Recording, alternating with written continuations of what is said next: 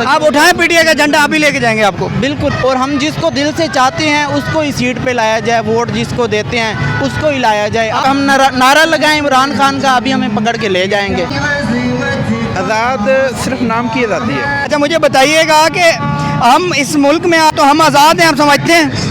आज़ाद तो समझते हैं। आप कह रहे हैं कि हम इस मुल्क में आज़ाद हैं, जी। तो मुझे बताएं पीटीआई का एक नारा लगा के दिखाएं, अभी आपको अरेस्ट किया तो कैसे आप आज़ाद हो सकते हैं? बताएं जरा।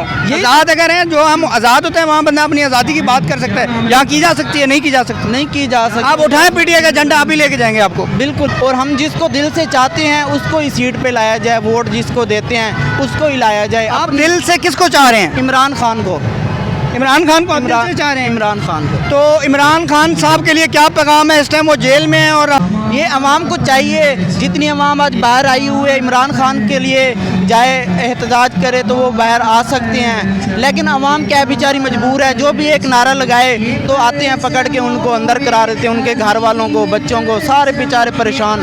अब हम अपनी बहुत परेशानी से, खुशी से नहीं आए हुए, बस वैसे ही आए हुए हैं, तो बस दिल की वो खुशियाँ नहीं रही जो पहले थी। हम नारा लगाएं इमरान खान का, अभी हमें पकड़ के ले जाएंगे। अस्सलाम वालेकुम। वालेकुम सलाम। कैसे हैं सर? अल्हम्दुलिल्लाह। क्या करता है मेरा भाई?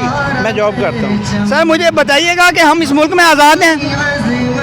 आज़ाद सिर्फ नाम की आज़ादी है। नाम की आज़ादी? नाम की आज़ादी है। तो अगले इलेक्शन में किसको वोट दे रहे हैं आप? ये अभी डिसाइड नहीं किया अभी तक, क्योंकि हमें 75-76 साल हो गए हमारी आज़ादी को, तो हमने यही सीखा है कि हम जिसको भी मौत पर बना के लेके आते हैं ना, वो अपना रंग दिखा के हमें फिर चला जाता है।